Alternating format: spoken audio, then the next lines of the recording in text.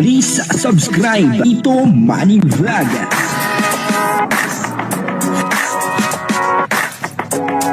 Payagan po si Tito Manny Vlog na mag-reactor para pambiling gamot sa kanya pong karamdaman. Grabe po ngayon, talagang sobrang init. Ito, nakasando-sando na naman po tayo kasi talagang sobrang init po ng panahon. Talagang summer na. At para bang yung araw naandyan lang, parang malapit lang. Kumbaga, unti-unti na tayong sinusunog. At yung init ay nanggagaling sa taas, nanggagaling sa hangin, at nanggagaling dun sa simento na nilalakaran. Kaya ingat-ingat po tayo, mga kapatid, mga kababayan ko, lagi po magdala ng tubig, at lagi po magdala ng pamandong, upang sa ganun ay makaiwas po tayo sa heat stroke, At dito nga po sa amin ay doon sa may bandang ilog, kasi may ilog po rito na napakaganda at napakalinaw, ay napakarami pong tao. Libre naman po 'yon, walang bayad. Mga taga-bayan ay talagang nagpupuntahan po doon. Doon po sila nagpapalipas ng buong isang araw. Yung iba ay nagkakape-kape. Kahit mainit yung panahon, masarap magkape doon tabi ng ilog kasi malamig At yung iba naman ay nagiinuman na pakunti-kunti. Iba naman ay doon nagkakainan. At yun na nga, dito ay magbibigay din po tayo ng kaunting reaction dito kay Kalingap Edu. Siya ay may pinuntahan at ang sabi niya, ito pong taong ito ay isa sa mga nagpabago ng kanyang buhay. Sino kaya ito? Ibig sabihin, itong taong ito ay napaka-special din. Kay Kalingap Edu, at ito daw po ay talagang malaki ang naging bahagi sa Kalingap. Papanoorin po natin yung video at syempre bibigyan po natin yan ng konting reaction. Pero bago po yan, ako muna po mga bati sa inyong lahat ng magandang umaga, magandang tanghali at magandang gabi sa inyong lahat mga kapatid.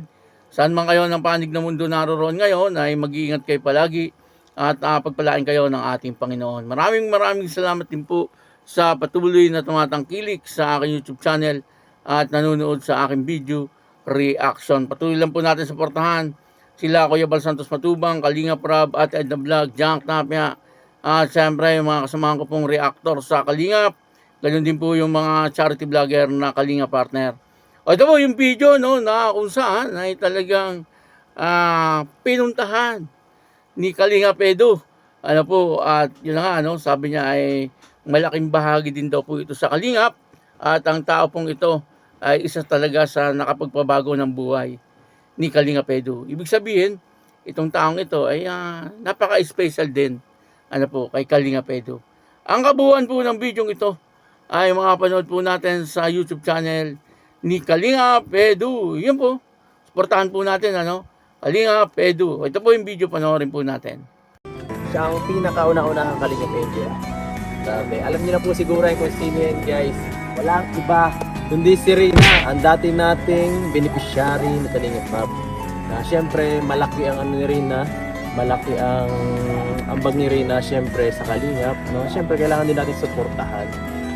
Siyempre sa akin din, bilang kuya ni Rina, kailangan ko rin siyang kahit paano ipakita siyempre yung support din natin, kahit sabihin natin medyo nagkaroon na ng ibang nag-aasikaso sa kanya, ipakita rin natin sa kanya minsan na nandiyan pa rin tayo at isa pa rin tayo. Wala naman sa atin problema si Rina di ba? Sa Kalingap.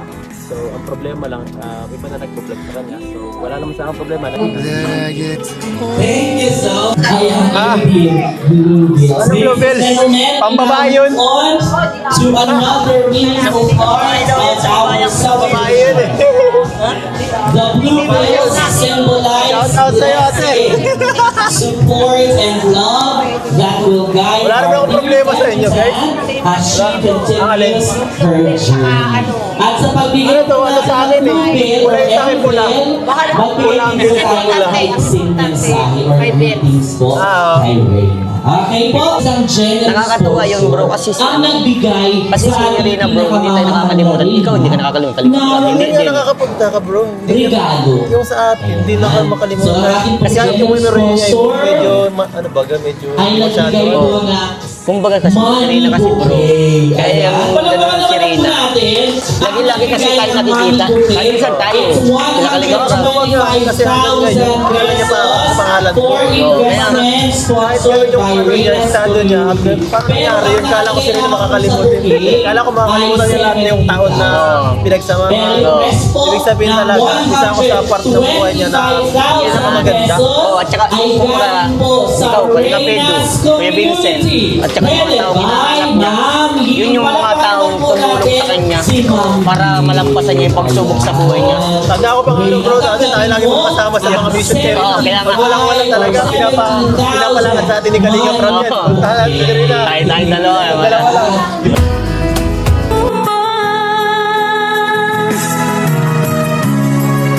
Pag-ibig na wakas, mapahanggang wakas.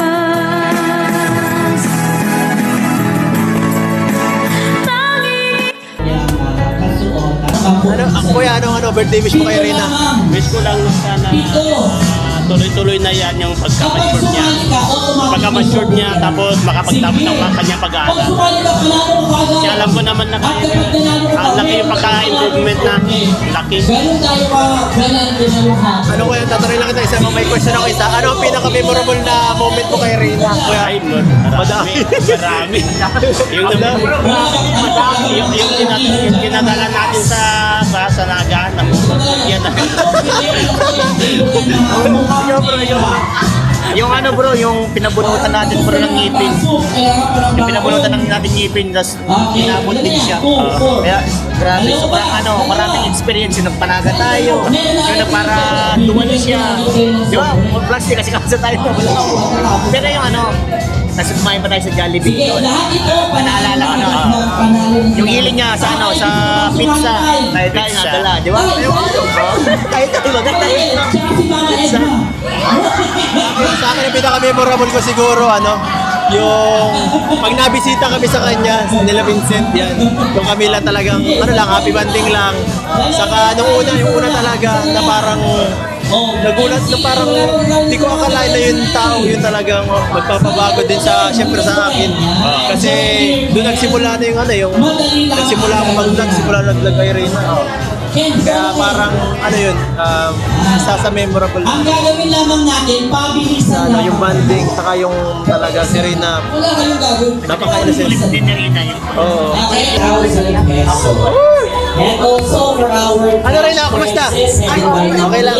Maraming Teka lang, magplano ka muna, mapapigyan ko.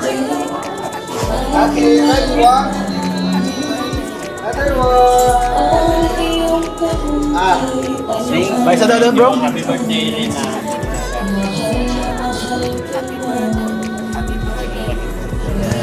Reyna, anong kumusta? Kilala mo pa ako? Ay, grabe, kilala pa. Kala ko nakalimutan mo na eh. 18 ka na pala. Ang bilis. Ano? Oh, ano naman na? Diretso na magsalita. Okay na talaga. Galing na naman. Medyo tayo. Ilan taon ka na? Ilan taon na? Ha? 18? suppliers ngayon pong celebration natin na ito. kilala mo ba? The Shenas Hotel. Masaya ka, Reyna. Masaya ka. Oo. Sino pa ang mga na-miss mo? Oo. Sino pa? Kuya Bal pa. Oo. Masaya kami. Naalala mo pa wala kami. Buti na lang. Kala ko kinalimutan mo na kami eh. Once again, thank you so Kalungkot much, naman. ma'am. Kain na, kain na. At tinutukoy po pala ni Kalinga Pedro ay walang iba kundi itong si Rina. Ano po, ang sabi niya ay napakalaking bahagi daw ng Kalingap itong si Rina. Totoo naman po yun. Ano? Si Rina po ay talagang siyang pinakaunang Kalingap Angels. Ano po, yun din ang sabi ni Kalinga Pedro. At si Kalinga Pedro pasimula po nung na-love team kay Rina ay naging maayos po yung kanyang YouTube channel. At unti-unti rin po na nabago yung kanyang buhay. Kaya sinabi niya rin po na isa po si Rina sa nakapagpabago ng kanyang buhay. Nung panahon na siya po ay kalab team ni Rina, ay doon din po siya mag-umpisa na mag-charity. Ano po, parang ganyan, yun po ang pagkakalam ko. Nung mga una, sumasama-sama lang siya kay Kalinga Prab. Bagamat may YouTube channel na po siya, pero hindi pa rin po ganun kaangat ang kanyang YouTube channel. Pero nung inilab team po siya kay Rina, ay talagang boom! Bigla pong umangat at talagang sumikat din po itong si Kalinga Edo. Bagamat kilala na siya nung mga una, sabi nga ni Supermac, ay hindi pa nga daw po na ipapartner itong si Edo kay Rina, ay talagang Kalinga Edo na yan. Totoo naman po yun. Kaya lang, hindi pa ganun kasikat. Hindi po kagaya nung ipinartner po siya kay Rina, talagang mas marami ang nakakilala sa kanya at talagang mas marami po ang sumuporta kay Kalinga Edo nung mga panahon na iyon. Na hanggang ngayon, yung iba ay naandyan pa. Na talagang sumusuporta pa rin kay Kalinga Edo. Kaya nga po, nasabi ni Kalinga Edo na isa sa mga nakapagpabago ng buhay niya ay itong si Rina. Pwede, Ako pinaniniwala doon sa sinabi ni Kalinga Edo. Kahit na nga po iba nag-aasikaso sa kanya, ay talagang naandun si Kalinga Edo, ang sabi niya, ay sumusuporta pa rin po siya. Si Rina ay hindi po din nakakalimot sa kanila. Kumbaga, ay kilalang kilala po ni Rina. Etong sila Kalinga Edo at sila Vincent Calyada, Jello Mags TV, at hinahanap din po niya etong si Kalinga Prab. At maging si Kuya Bal. Kaya ibig sabihin ay hindi po siya nakakalimot sa Kalingap. Yung pong kagandahan din kay Rina, napakabait na bata po ni Rina. At ako po ay tuwan-tuwa din kay Rina. Talagang si Rina ay masasabi natin na pagdating po sa pag-uugali, ay malinis na malinis. Talagang wala po siyang bahid na anumang dumi, pagdating sa pag-uugali. Sabihin ay talagang napakabait na bata ni Rina. At sa ngayon ay malaki na rin po ang improvement ni Rina. At yun na nga po, nakakatanda na rin siguro siya. Kung ano po yung mga nangyayari sa buhay-buhay. Sana magtuloy-tuloy na po yung paggaling ni Rina. Nang sa ganon ay maging maayos na ang buhay ni Rina. At hindi lang naman po tayo ang may gusto niyan. Lahat ay gusto na maging maayos po etong si Rina. Kaya yun, maraming salamat po sa inyo lahat. At ako po si Tito Manny Vlog na nagsasabing God bless you all. Diyos mabalos.